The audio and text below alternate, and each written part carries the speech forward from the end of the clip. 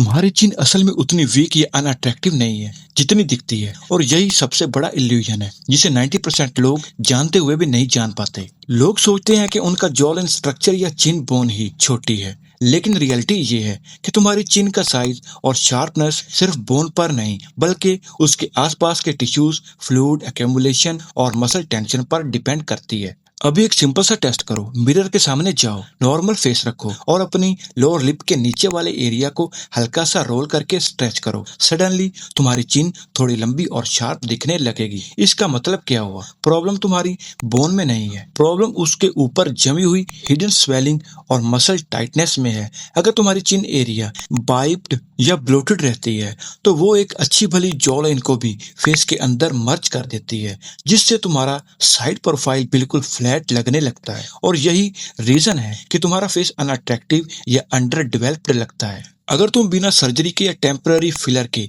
एक model like attractive चिन चाहते हो तो पहले उन 4 हिडन फैक्टर्स को समझो जो इसे छुपा रहे हैं। Number 1, pattern weight. अगर तुम्हारी बॉडी एक्स्ट्रा वाटर होल्ड कर रही है तो उसका सबसे पहला असर तुम्हारी चिन के नीचे सब मेंटल एरिया पर पड़ता है। ये वही पानी है जो तुम्हारी चिन को डबल चिन का इल्यूजन देता है, भले ही तुम फैट ना हो। Number 2, mentalis muscle hypertension. ये सबसे बड़ा और सबसे ज्यादा इग्नोर्ड फैक्टर है। तुम्हारी चिन पर एक मसल होती है जिसे मेंटालिस मसल कहते हैं। जब ये मसल हर वक्त टाइट या स्ट्रेस रहती है तो ये चिन को ऊपर की तरफ खींच लेती है, जिससे चिन विजुअली बहुत छोटी और पीछे की तरफ रिसेटेड लगने लगती है। Number 3, प्लेटिज्मा band tightness. तुम्हारी नेक से लेकर चिन तक जो मसल बैंड जाता है, अगर वो हर वक्त टाइट रहे, जो कि खराब पोस्चर या कॉन्टिन्यूस फोन देखने से होता है, तो वो चिन के नीचे की स्किन को नीचे खींचता है, जिससे तुम्हारा लोअर फेस डल दिखता है। Number 4, poor tongue posture, the foundation failure. अगर तुम्हारी टंग रेस्टिंग पोजीशन में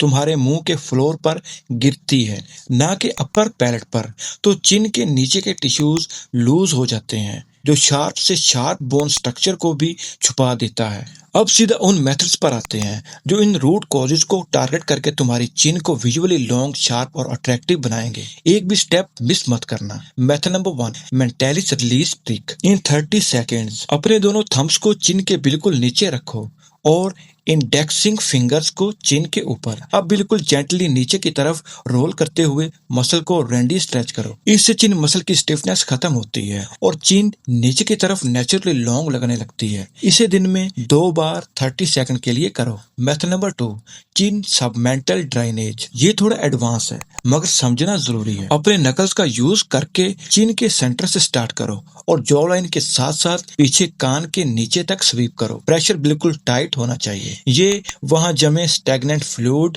यानी पानी को निकाल देगा, जिससे चिन की एक्सट्रैक्शन फौरन बढ़ेगी।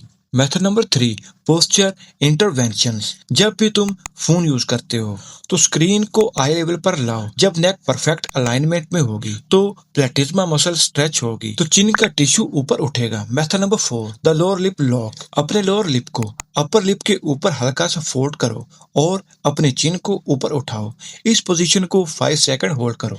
ये लोअर फेस मसल को टून करेगा, जिससे जॉ और चिन के बीच एक शार्प सेपरेशन लाइन बनेगी। Method number 5, consistent moving the base setup. अपनी टंग के पिछले हिस्से को अपने पैलेट मुंह के ऊपरी हिस्से से चिपका के रखो।